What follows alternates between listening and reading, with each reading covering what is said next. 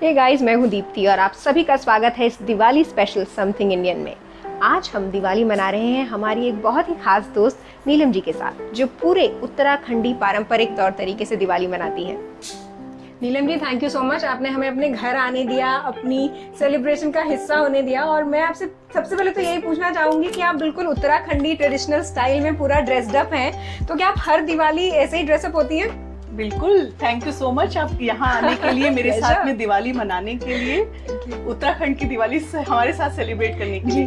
हर साल मैं इसी तरह से मनाती हूँ। तो नीलम जी, जैसे जो उत्तराखंडी जो हमारे भाई बहन हैं, दर्शक हैं, उनको डेफिनेटली पता है कि आपने क्या क्या पहना है और इन चीज़ों का रेलेवेंस क्या है, लेकिन जो नॉन उत्तराखंडी इंडियंस हैं जो आपको देख रहे हैं, can you please tell us little bit कि ये जो आपने कड़ा पहने से पौंजी कहते हैं, तो ये क्या खास मौकों पर ही पहनी जाती है? ये ऐसा कुछ नहीं है, खास मौकों पे नहीं, कभी भी उत्तराखंड की लेडीज पहन सकती हैं, बट ये होता ही है कि शादी पे ही मिलती है। तो जैसे ये मेरी शादी का है, ये जो पिछौड़ा मैंने पहना है ये मेरी शादी का है, ये शादीशुदा ही पहन सकती है।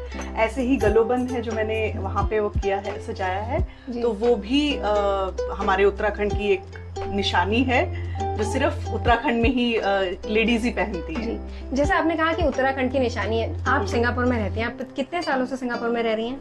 मुझे यहाँ 15 साल से ज्यादा हो गए। हाँ। कितना मुश्किल या कितना आसान होता है अपने ट्रेडिशंस को साल दर साल बरकरार रखना? कभी ऐसा लगता है कि मुश्किल हो रहा है या मतलब आसान है क्योंकि ये आपकी परवरिश का हिस्सा है, तो it's easy to follow? It's very easy.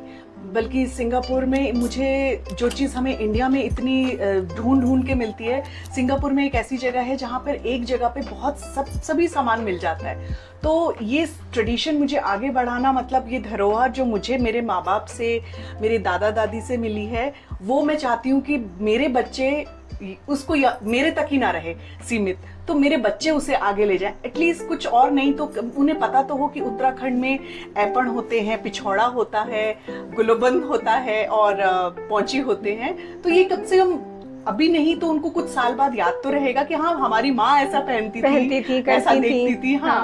आपने ऐपण का जिक्र किया, मैं उस पर भी आऊंगी, लेकिन ये जो आपने ट्रेडिशनल खाना, जो आई थिंक उत्तराखंड का ट्रेडिशनल खाना है, ये जो बनाया है, इसके और इसके बारे में भी प्लीज हमें बताइए। सो ये लक्ष्मी पूजा के दिन ही बनता है। ये है वड़े हैं जो उसकी उड़द दाल के बनते हैं। ये सिंगल है जो सूजी, आटा, दूध, दही को मिक्स करके खूब उसको भिगाया जाता है, उसके बाद फिर बनाया जाता है। दिवाली वाले दिन ही ये लक्ष्मी पूजा के दिन पहाड़ में लक्ष्मी पूजा के लिए ही बनता है। जी जी जी जी जी। अब हम आपकी ऐपण देखेंगे कि आपने जो ऐपण बनाई है।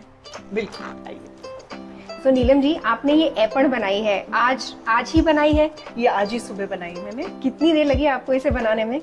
इसको लग गया था मुझे 1 घंटा करीब लग गया था। मतलब ट्रेडिशनली जब बनाते हैं तो वो गेरू से और चावल के आटे से बनाते हैं, आपने कैसे बनाई?